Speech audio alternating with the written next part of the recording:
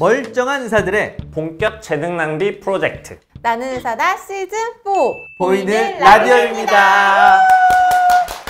저 오늘 굉장히 좀 든든하네요. 양쪽에 이해가 의사 두 분이. 빈말이지만 듣긴 좋네.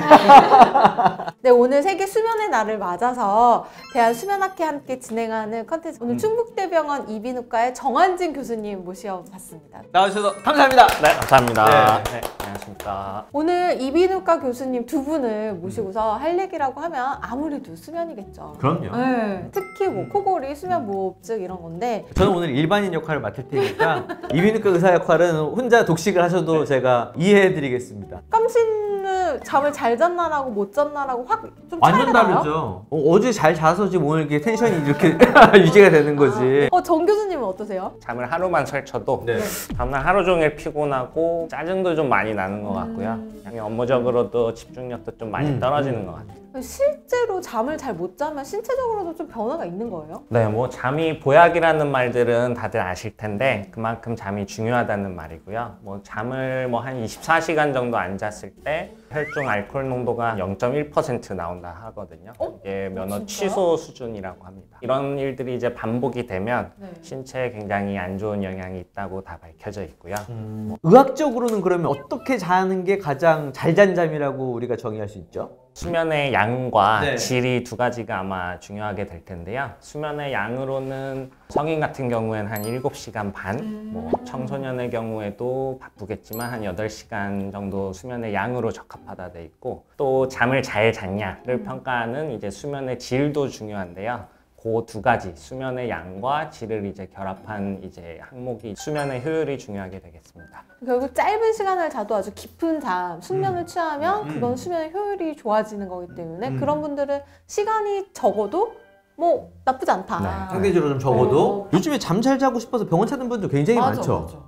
네. 저희도 수면 클리닉을 운영하고 있고, 네. 뭐 이비인후과, 뭐 신경과, 정신과 등 다양한 과에서 이제 수면을 다루고 있습니다. 그 혹시 병원에 오시는 환자분들 중에서 선생님 저 진짜 잠이 너무 자고 싶어서 이런 것까지 해봤어요 한 거 있을까요? 요즘 굉장히 아이디어가 풍부한, 제가 보면 사실 기상천외한 제품들이 굉장히 많고요.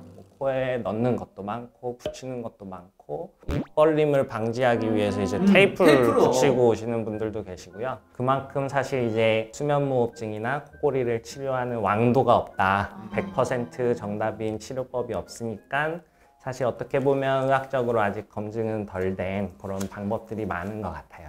되게 이비인후과에는 수면장애를 오시면 어떤 진단을 가지고 대개는 발견이 되죠? 다양한 문진들을 통해서 어느 정도 질환을 예측할 수 있고 검사를 해서 진단을 확진하게 되는데요. 대표적인 검사가 이제 수면 다운 검사가 됩니다. 하룻밤 정도 수면 다운 검사 시설을 갖춘 이제 시설에서 좀 모니터를 하고 무호흡의 정도에 대해서 평가를 하는 검사인데요. 수면 다운 검사를 하게 되면 코골이 또는 수면 무호흡증 뭐 이런 식으로 진단을 받게 되는 경우가 많습니다. 이게 수면장애는 신경과든 정신과든 이비인후과든 다 배우자한테 끌려오는 가능성이 매우 높아. 그렇죠. 네. 자는 동안 자기를 자기가 모르니까. 네. 수면다운 검사에서 이 정도는 본인의 진단 기준을 정할 때 기억해두는 게 좋다. 뭐 이런 지표가 있을까요?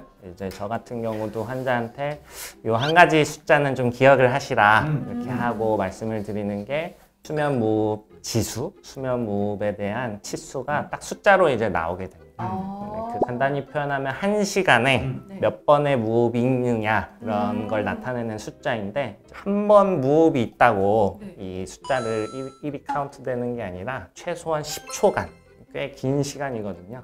10초간 무호흡이 하고 있을 때 이제 1을 세는 거기 때문에, 예를 들어 한 수면 무호흡 지수가 한 50이 된다 하면 최소한 500초 숨을 안 쉬는 거니까요. 그렇게 좀 환자한테 설명을 해드리면 심각성을 잘 느끼시는 것 같아요.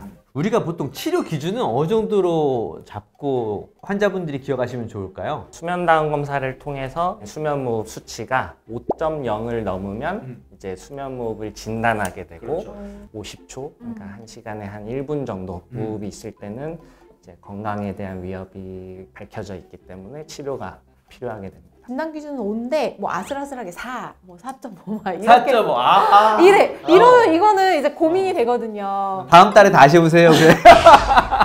근데 사실 배우자분이 이제 끌고 오신 분들 같은 경우에는 말씀드렸던 5회 기준은 훌쩍 넘어서 한 30, 뭐 50 이렇게도 나오시는 분들이 많은 것 같습니다. 이 수면 무호흡으로 진단되면 그럼 무조건 좀 수술? 뭐 이런 치료를 받아야 돼요? 어떻게 치료를 받아야 돼요? 누구나에게 수술을 권하진 않고 있고요. 뭐 수술이 효과가 100%다.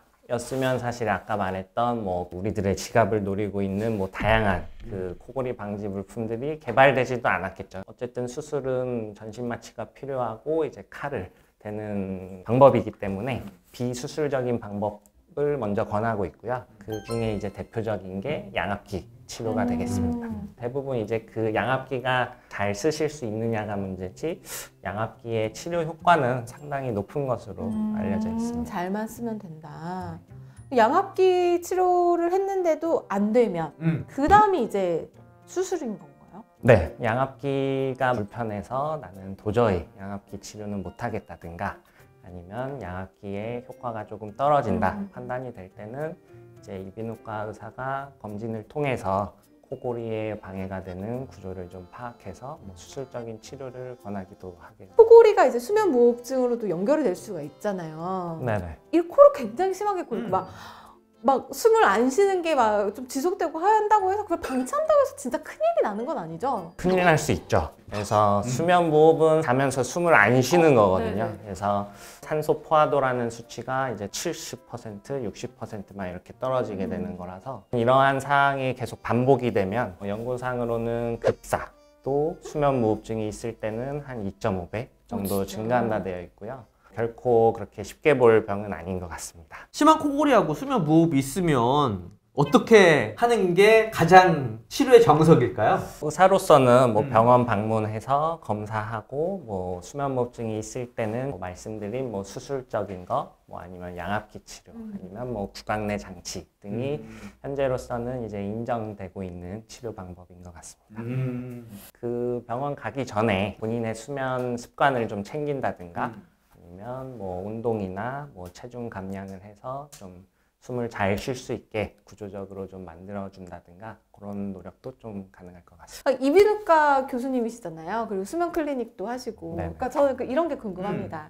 수면 클리닉을 하시는 이비인후과 선생님이 나의 꿀잠을 위해서 어떤 아이템을 샀을까?